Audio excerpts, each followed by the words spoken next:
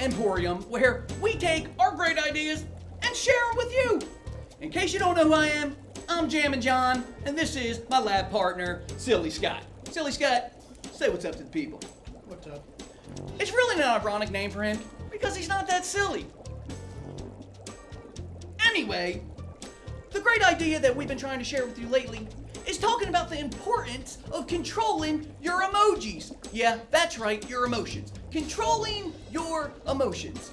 Now, in a previous episode, we had a great example of what it's like for somebody who doesn't control their emojis. Check it out. It's fatal. It causes death. Your emotions can be fatal if you don't keep them stable. Yeah, that's what it's like when someone cannot control their emojis. Which, on a side note, that was really messy to clean up. Uh-oh. That's not a good idea. That's gonna get all over the floor. Really? Which actually is a lesson in and of itself. Whenever you can't control your emotions, typically you leave a big mess behind and it's really, really hard to clean up. But that's not what we're talking about tonight. What we're talking about tonight is controlling something that is always used when it comes to your emotions, and that is your tongue or your words. Controlling the things that you say. Now, Jesus' brother James talks about controlling the tongue. And in fact, he says that the tongue is so powerful that if you could learn to master your tongue, then you would be perfect.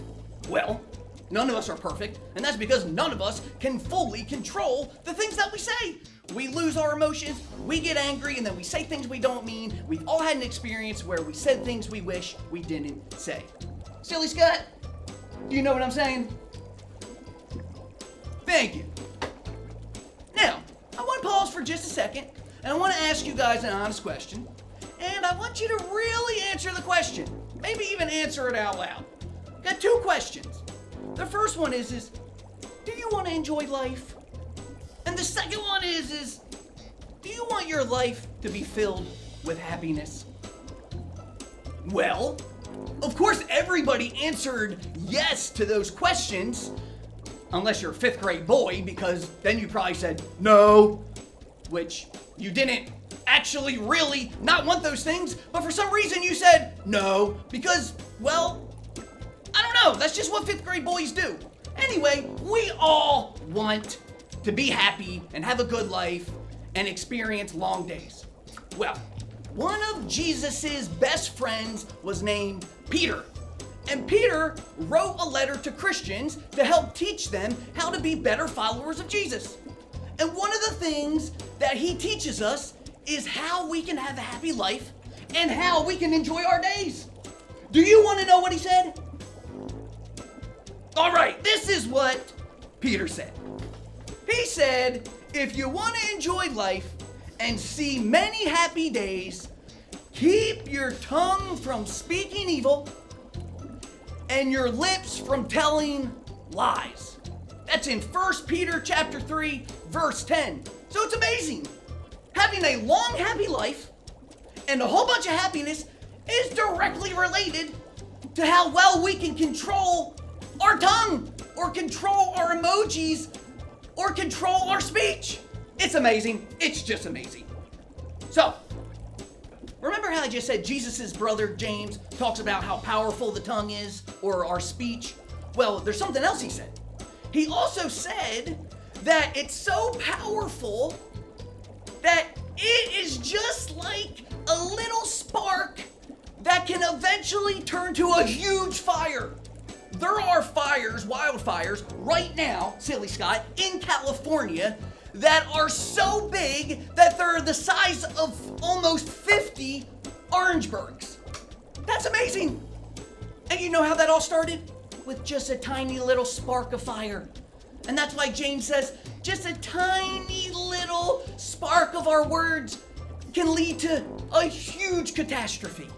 Can burn down a whole village and a house. It's terrible.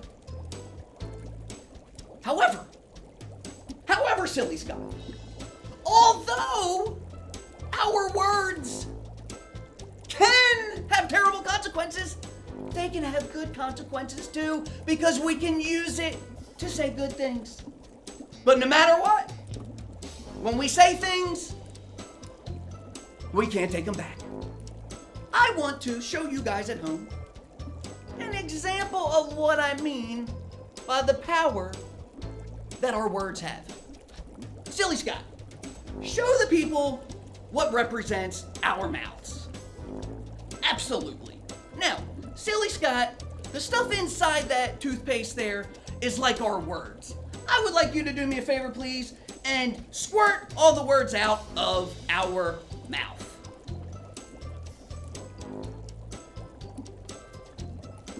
Yep. All coming out.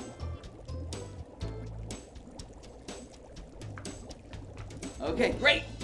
Now, Silly Scott, those are the words that you just spoke.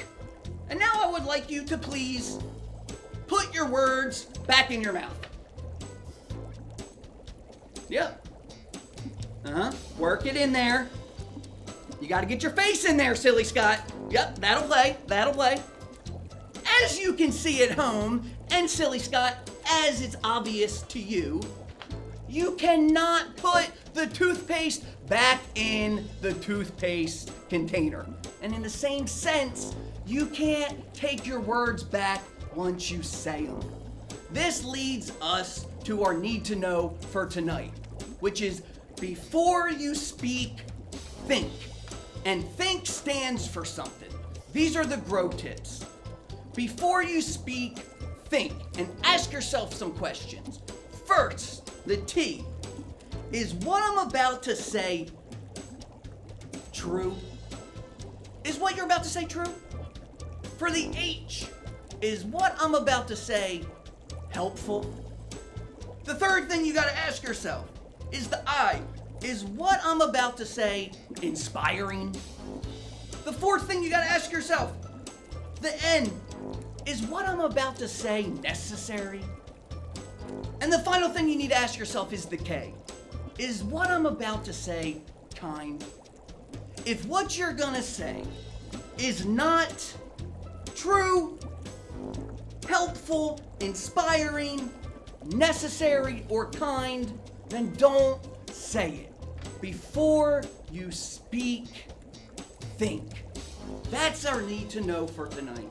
And remember what Peter said. If you want to have a long life and a life filled with happiness, which we all do, then keep your mouth from telling lies and being deceitful. So, remember our need to know for tonight. This is the thing that we think you need to know. Before you speak, think. And remember what Peter said. If you want to have a life that's long and filled with happiness, keep your tongue from speaking evil and your lips from telling lies. Well, that's it from Sea Kids Emporium for tonight. I'm Jammin John. This is Silly Scott, signing off. Good night.